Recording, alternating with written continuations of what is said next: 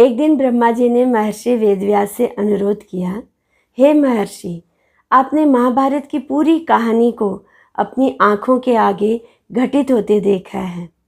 आप उसके एक एक चरित्र को भली भांति जानते हैं।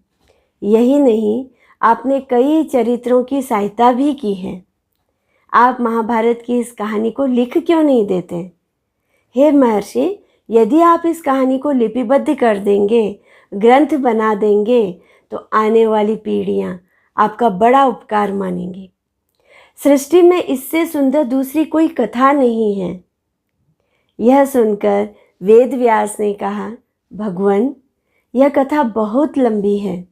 मैं खुद इतना बूढ़ा हो चुका हूँ, मुझे किसी की सहायता चाहिए होगी। कोई ऐसा जो श्रुत लेखन कर सके, यानी मैं बोलता रहूं, वह लिखता रहे। तब ब्रह्मा जी ने भगवान गणेश का नाम लिया। सिर्फ गणेश में ही यह योग्यता थी कि जिस गति से वेदव्यास बोलेंगे, उसी गति से उसे लिखते चले जाएं। गणेश जी ने भी शर्त रख दी। बोले, हे ब्रह्मा जी, हे महर्षि, मैं लिख तो दूंगा, जिस गति से आप बोलेंगे उसी गति से लिखूंगा, लेकिन मेरी भी एक शर्त है। वेदव्यास जी, आपको बिना रुके पूरी कहानी बोलनी होगी। मैं बिना रुके सब लिख लूँगा। इस पर वेदव्यास जी ने एक और शर्त रख दी। मैं जो भी श्लोक बोलूँगा उसका अर्थ तुम्हें समझकर लिखना होगा। जब तक उसका अर्थ पूरी तरह समझ नहीं लोगे, उसे लिखोगे नहीं। यह बात पक्की हो गई।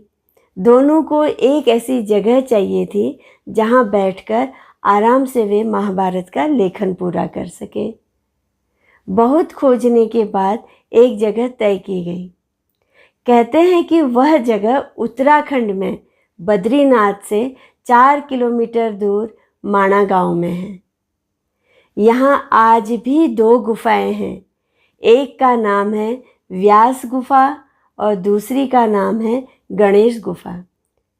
तस्वीर में व्यास गुफा को देखिए। चट्टान की बनावट ऐसी है कि लगता है कई पोथियाँ या किताबें एक के ऊपर एक रख दी गई हैं, इसलिए इसे व्यास पोथी भी कहा जाता है। यहीं पर महर्षि वेदव्यास और भगवान श्री गणेश आसन जमाकर बैठ गए। वेदव्यास ने कहानी बोलनी शुरू की। गणेश जी ने उसी गति से लिखना शुरू किया। वेदव्यास जी अचंभित रह गए। उन्हें लगा था थोड़ी देर बाद गणेश जी थक जाएंगे, हार मान लेंगे। लेकिन गणेश भी तो महादेव के पुत्र हैं। असंभव को संभव बनाना उनके परिवार की आदत है। तो गणेश जी कहाँ हार मानने वाले थे। वेदव्यास अपनी गति बढ़ाते तो गणेश जी भी अपनी गति बढ़ा लेते। जब भी वेदव्यास जी थकने लगते, वो फटाक से कोई कठिन श्लोक बोल देते। ऐसा श्लोक जिसे समझने में गणेश जी को थोड़ा सोचना पड़े।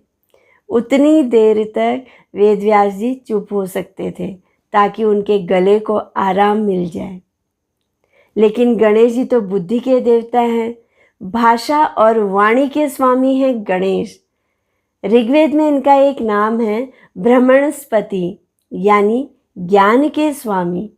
तो वेदव्यास जी जितना भी कठिन श्लोक बोलते, थोड़ी देर में ही गणेश जी उसे समझ लेते और उसी गति से उसे लिपिबद्ध कर देते। दोनों के बीच गजब की प्रतिस्पर्धा चल रही थी। दोनों इसका आनंद ले रहे थे। दोनों में से कोई हार मानने को तैयार नहीं था। इसी बीच एक अनहोनी घटित हो गई। गणेश जी की कलम टूट गई। अब लिखें तो कैसे लिखें? उधर शर्त के मुताबिक वेदव्यास जी भी तो बिना रुके लगातार बोलते जा रहे हैं। इधर गणेश जी की कलम टूट गई। उनसे श्लोक छूटा जा रहा है। वेदव्यास जी आगे निकल रहे हैं। अब गणेश जी करें तो क्या करें? उन्होंने तुरंत अपना एक दांत तोड़ा, उसे स्याही में डुबाया और लिखना जारी रखा। वेदव्यास समझ गए कि गणेश अपनी बात पूरी करने के लिए कोई भी बलिदान कर सकते हैं।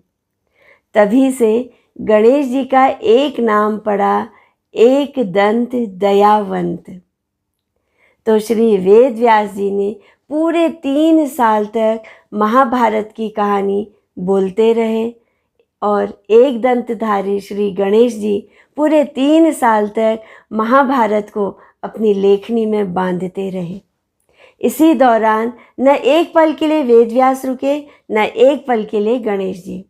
दोनों ने अपना वादा निभाया। 3 साल तक लगातार लिखने के बाद जब महाभारत पूरी हुई तो एक विशाल ग्रंथ का आकार ले चुकी थी। महाभारत संपूर्ण संसार का सबसे बड़ा महाकाव्य है।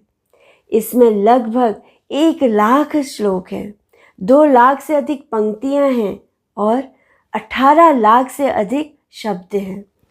ये सारे शब्द हमारे प्राचीन मनीषी वेद व्यास ने बिना रुके लगातार बोले थे और इन सारे शब्दों को हमारे भगवान श्री गणेश ने बिना रुके लगातार अपनी लेखनी से लिखा था। गणेश चतुर्थी के अवसर पर उन्हीं वक्रतुंड महाकाय श्री गणेश को हम नमन करते हैं। गणेश जी पर मेरे और वीडियोस देखते रहिए। मेरे YouTube चैनल को तुरंत सब्सक्राइब कर लीजिए। अब मैं डॉक्टर भावना पंत आपसे आज्ञा लेती हूँ। नमस्कार।